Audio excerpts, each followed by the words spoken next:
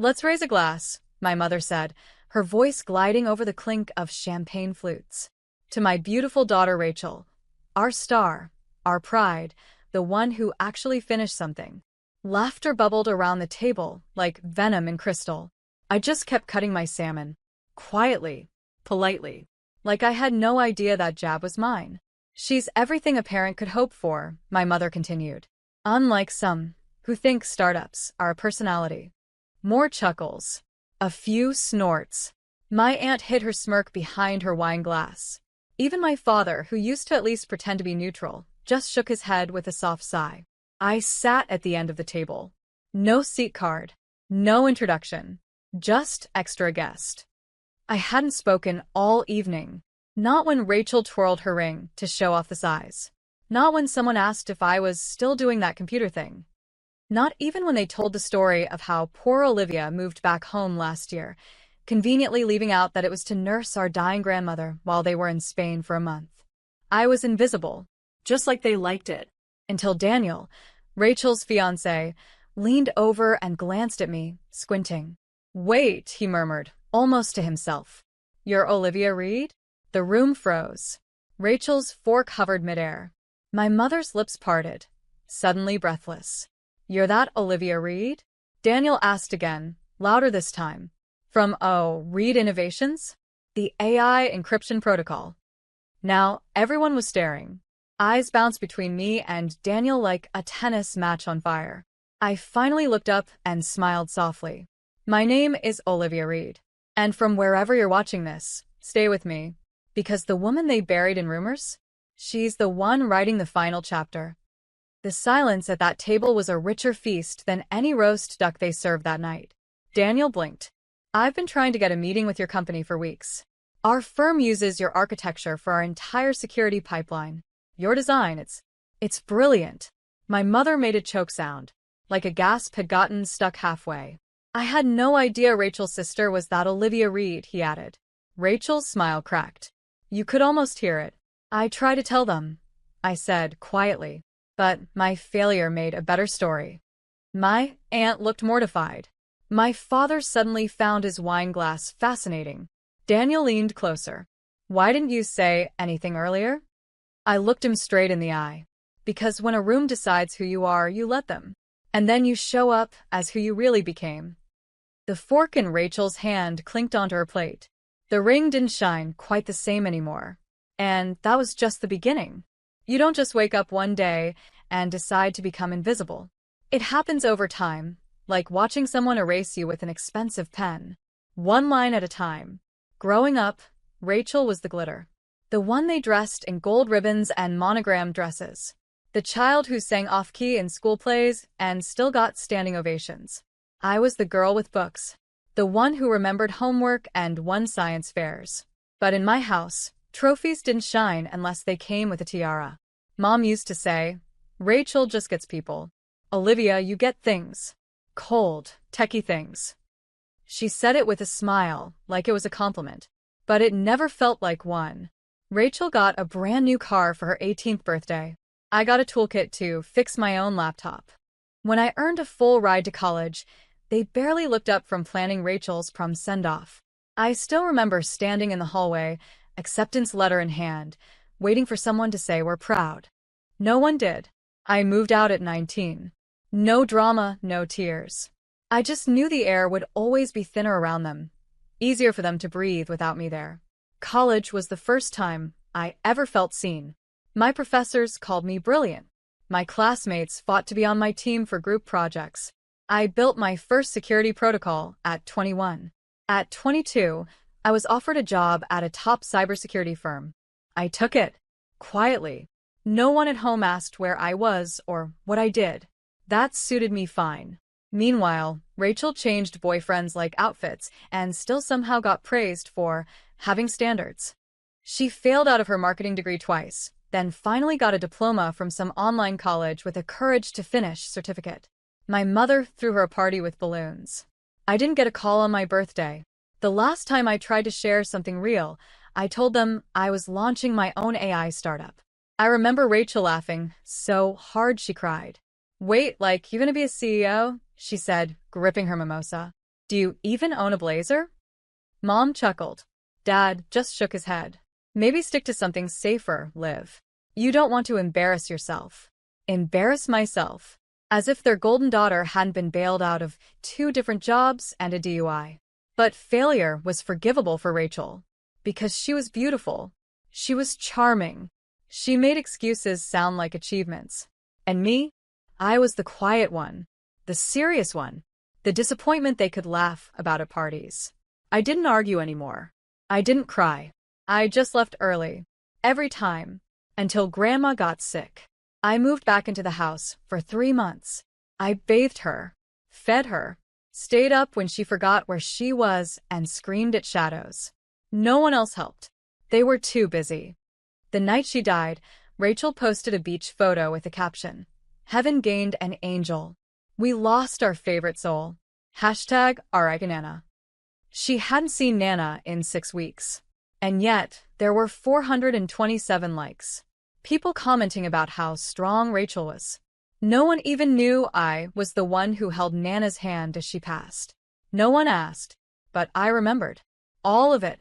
And I was done waiting for them to see me. It started with a text from Claire, an old friend from high school I hadn't seen in years. Hey, random, but your mom told my aunt you're living in a shelter now. Are you okay? I stared at the screen. A shelter? I was living in a loft apartment downtown. Sure, it wasn't flashy, but I was paying the rent myself, off freelance contracts that most people would kill for. My latest NDA project was with a global defense firm. I couldn't say much, but let's just say my name was quietly earning respect in rooms I hadn't even stepped into yet. But back home, according to them, I was a failure. Broke. A ghost wrapped in shame. The story must have spread like wildfire at Rachel's bridal shower. I didn't attend, I wasn't even invited. But a girl I barely remembered messaged me. Hey, Rachel said you're trying to find yourself after your business flopped. Wishing you healing. Healing? I didn't respond. I didn't scream. I didn't call my mom and demand the truth.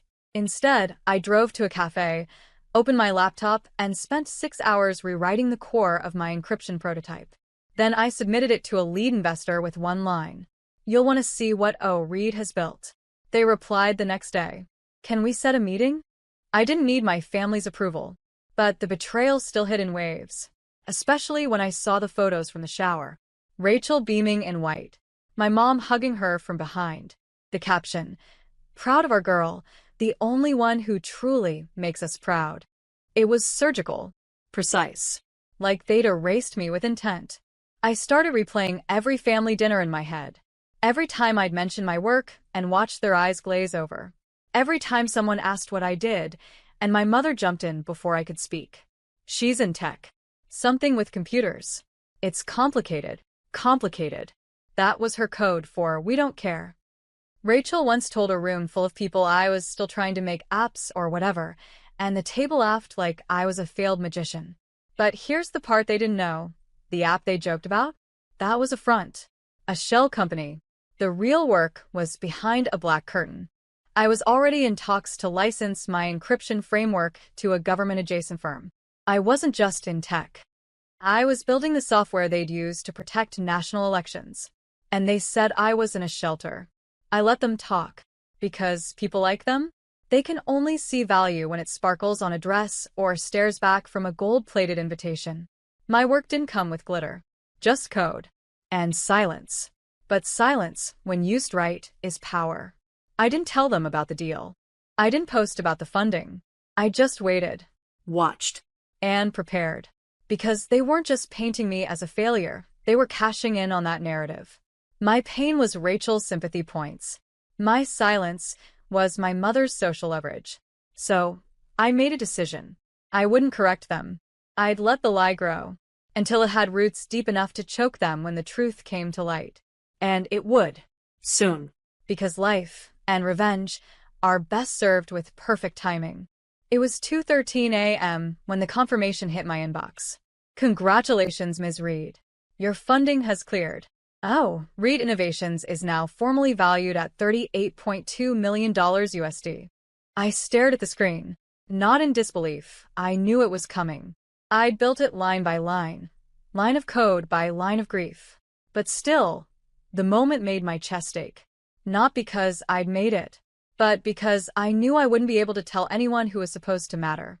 The girl my family called a failure had just signed a deal with a tech giant that ran security infrastructure in over 20 countries.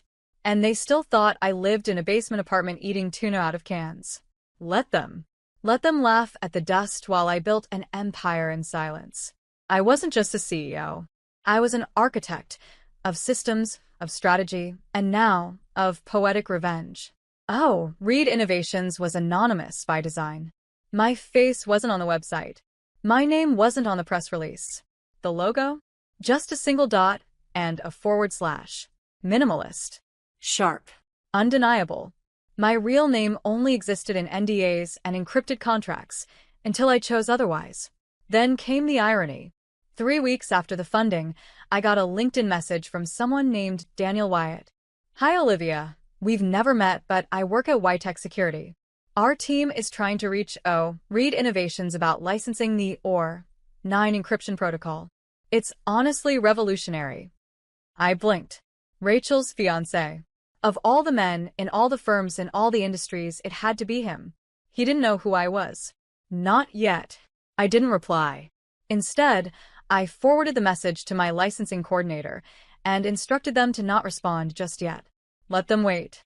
Let him squirm in limbo a little longer. The longer the silence, the louder the name would echo. Then the final piece fell into place. Rachel's engagement dinner.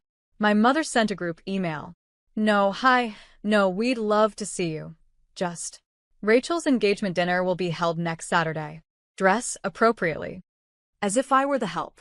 I almost deleted it. Then I saw the guest list. Some of the attendees were board members of firms I now silently owned equity in. Whitetech CTO would be there. Government advisors. Even a senator. This wasn't just a party. It was a perfect storm. I RSVP'd yes. I chose my dress like I'd choose an outfit for war. Sleek, elegant, black silk with a neckline just sharp enough to remind them I didn't need sequins to shine. My heels were stilettos, but not high enough to slow my stride. I wore my natural curls out, pinned behind one ear. No designer bag. No entourage. Just presence. Because when you've built power brick by digital brick, you don't have to announce yourself. You arrive. And watch the ones who erased you try to remember your name. The night came. The lights were soft. The music expensive. Rachel wore white like a desperate bride in waiting, floating from table to table with a flute of rose and a practiced laugh. I sat near the end. Again. No fanfare. No seat card. Just the girl they all thought they knew. Until her fiancé locked eyes with me. And the code, the real one, started to crack. Daniel kept glancing at me during the toasts, the jokes, the overdone laughter. At first, it was casual, polite even. But the longer the night stretched, the more intense his stare became. Finally, he leaned toward Rachel and whispered something. She smiled, brushed him off, and went back to entertaining their table. But Daniel wasn't done. He stood, walked over to where I was seated, and crouched slightly, as if seeing me clearly for the first time. Sorry, he said, his brows knitting together. You're Olivia Reed, right? I nodded once. His jaw tightened. Wait, the Olivia Reed? From Reed Innovations. It wasn't loud, but it didn't need to be. The air left the room. I felt Rachel's posture stiffen behind me. Her laughter stopped mid-note. My mother, who'd been regaling a guest with a story about Rachel's job interview, one Rachel didn't even get, froze with her wine glass halfway to her lips. Are you kidding me? Daniel said again, louder now, blinking like he'd just seen a ghost. You're the one who built the 9 protocol. I've been trying to get a meeting with your firm for months. I didn't smile. I didn't gloat. I just met his gaze and said calmly, that's me. Silence. Heavy, loaded, humiliating silence for them. My mother spoke first, a shaky attempt at laughter. Well, Olivia dabbles in a lot of things. You know how startups are. No. Daniel cut in, standing fully now, addressing the room. This isn't dabbling. This is one of the most advanced encryption architectures in the global market. Her design could redefine digital infrastructure. Rachel's hand clenched around her wine glass. Her voice trembled. You never said she was in tech. He turned to her. You never said she was the Olivia Reed. Eyes turned. Conversations died. Somewhere, a spoon dropped and clattered against a plate. I sipped my water. Then I turned to Rachel, my voice soft. You told everyone I failed. You didn't think that would ever reach someone who knew the truth. Rachel's lips parted, but nothing came out. I didn't want to ruin your dinner, I continued. But I also didn't come to correct the record. I came because I wanted salmon and silence. One of those is still on the plate. Daniel looked down at me like someone who just realized the diamond was sitting in the dirt the whole time. He ran a hand through his hair, trying to piece things together. I don't get it, he said. Why hide all this? I looked straight at my mother. Because in this family, the truth isn't as useful as the version that gets more sympathy. My aunt coughed. My father found interest in a centerpiece. Rachel stood, shaky, fake smile plastered on. Let's cut the cake. But the energy had shifted. Permanently. Guests now whispered about me. Not as a tragedy, but as a revelation. I heard one woman murmur, "She's that Olivia Reed?" Another replied, "I thought she was broke?" Daniel didn't move from my side. He just kept looking at me like he'd missed the plot of a story he thought he was starring in. I finished my salmon, pushed back my chair, stood. Enjoy the cake, I said. And I left without saying another word. But the silence I left behind? It roared louder than anything I could have screamed. Rachel called me the next morning. 3 times. I let the first 2 ring out. I answered the third, not because I wanted to talk, but because I wanted her to hear the calm in my voice. You made a scene, she snapped the moment I picked up. You knew exactly what you were doing showing up like that. I showed up quietly. You and your lies did the rest. Oh, don't act like you're innocent. You humiliated me. In front of Daniel. In front of everyone. I let the silence hang, then replied, You humiliated me for years, Rachel. I just let the truth sit down at the table. She scoffed. Daniel's barely spoken to me since. He keeps asking questions. About what we've said. About what we didn't say. About you. Maybe try telling the truth for once. See how that feels. You're not better than me, Olivia. I didn't say I was. Then why do you sound like it? Click. She hung up. But that wasn't the last I heard from her. Or from anyone else. 2 days later, my mother showed up outside my office building. I didn't even know she remembered where I worked. She looked out of place, too polished, too desperate, standing in a world she never believed I belonged in. I watched her through the tinted glass of the lobby for 5 full minutes before I decided to meet her. She stood when she saw me, eyes tired, voice soft. Olivia, can we talk? Say what you came to say. Rachel's engagement is on the rocks. Daniel's confused. Hurt. We told him things that weren't entirely accurate. You told the world I was a failure. We were just trying to protect her image. You've always been so private. People filled in the blanks. No. You handed them the pen. She looked away, then back. Can you talk to him? Just explain? He respects you now. I almost laughed. You want me to fix Rachel's engagement? Her silence was answer enough. I took a step closer. You erased me for years. Turned me into a cautionary tale. Now you want me to play savior? We made mistakes. No. You made choices. Then let me make another, she said quickly. Let's fix this. As a family. I stepped back. That's not a family. That's damage control. I turned and walked away. I didn't look back. That night, Rachel's Instagram account went dark. By morning, the engagement photos were gone. No announcement, no explanation, just silence. People whispered. Friends gossiped. Her perfect image cracked in the most public way possible. And me? I went back to work. I signed 3 more licensing deals. I hired a marketing strategist and told her to make my name known, not for revenge, but for visibility. I was tired of being the girl they used in their fiction. I was ready to be the woman they couldn't deny. In one interview, a tech journalist asked, You've stayed private for so long. What made you finally speak out? I looked into the camera and said, Sometimes the truth needs no defense. It just needs a platform. They tried to bury me in shame, but they forgot. I was the seed. A month after the engagement collapsed, I received an anonymous envelope at my office. Inside was a handwritten note. He left. Said he couldn't marry into a family built on lies. You win, Rachel. I folded the paper once, then again, and dropped it into the shredder without a second thought. It wasn't about winning. It was about building. And I was just getting started. Oh, Reed Innovations exploded into the global market after my name went public. The same firms that ignored my pitches 2 years ago now lined up to invest. Suddenly, the girl with no blazer was the keynote speaker at cybersecurity summits. But it wasn't just about me anymore. I remembered every time someone like me was dismissed. Too quiet, too odd, too cold. So I created a fund, the Legacy Code Initiative. We mentored young women in tech from underrepresented communities. Paid internships, travel stipends, laptops, mentorship, everything I never got, handed out like gold. I hired women who'd been told, "You don't look like a CTO." Women whose resumes were stronger than their voices because no one ever listened.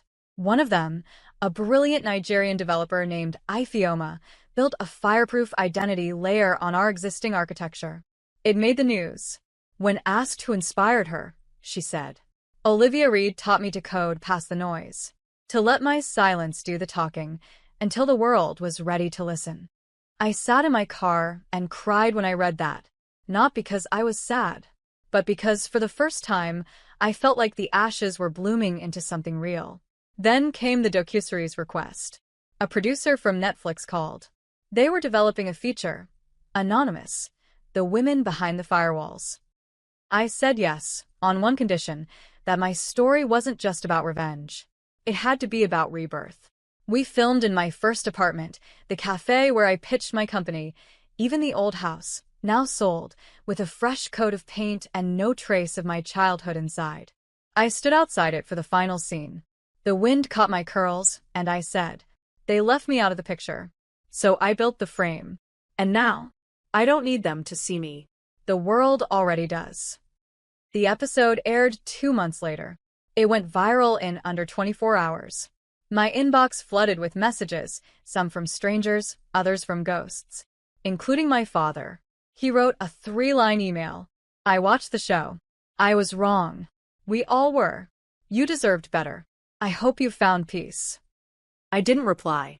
Forgiveness isn't always loud. Sometimes it's the quiet choice not to engage. Rachel? She went silent, deleted social media, moved cities. But people don't forget the girl they once mocked, especially when she becomes the name on their firewall's credits. And me? I kept building. Not out of spite, but because when people burn your foundation, you don't rebuild the house. You design the skyline. The keynote was at a global leadership conference in Geneva, an arena filled with world leaders, innovators, press, and dreamers. I stood backstage, my hands calm. No index cards. No speech. Just a name badge. Olivia Reed. Founder. Architect. Survivor. The announcer called my name, and I stepped into the lights. A woman once erased, now filled a stage she built herself. I spoke about technology, about ethics, about vision, but mostly I spoke about truth. I was told I failed, I said. But I didn't fail. I grew. In the dark. Where no one could interrupt. They didn't know it, but I was talking about them. My family. Every table where I sat unseen. Every whisper that shaped my silence. We don't always get the family we deserve, but we always have the choice to become the future someone else needs. Applause thundered. I smiled, but not for them, for the girl I used to be. The girl they laughed at. The one who held on to dignity when all they gave her was doubt. Later that night, I took a walk through the city. No bodyguards. No fans. Just me. And my name. I passed a newsstand with a magazine cover featuring me mid-speech. The headline read, "Olivia Reed, the woman who coded her way out of silence." I picked up a copy. I didn't need it, but something about holding it in my hands felt full circle. When I got back to my hotel, there was one last surprise. An envelope slipped under the door. No return address. No handwriting. Inside, just a photo, old and curling at the edges. It was me, at 15, standing awkwardly at one of Rachel's birthday parties, holding her cake while she posed. My mother's hand on Rachel's shoulder. No one looking at me. On the back, written in perfect cursive. I see you now. I'm sorry, Mom. I sat down on the edge of the bed, the photo trembling in my hand. For a moment, I let the ache rise, not because I wanted her apology, but because I'd spent so long needing it. I placed the photo back in the envelope and slid it into the drawer. Then I picked up my laptop, opened a doc, typed the title of my next initiative, the Reed Legacy Fund, for girls who are ignored. Fully funded, open worldwide, accepting dreams no one else wanted to hear. Because that's the legacy I chose. Not a spotlight, not revenge, but quiet justice, paid forward in opportunity and dignity. I closed the laptop, stood, and whispered to no one, but maybe to that girl in the photo. We didn't just survive. We redefined the story. Outside the window, the lights of Geneva shimmered like code waiting to be written. And this time, it was my name on every line.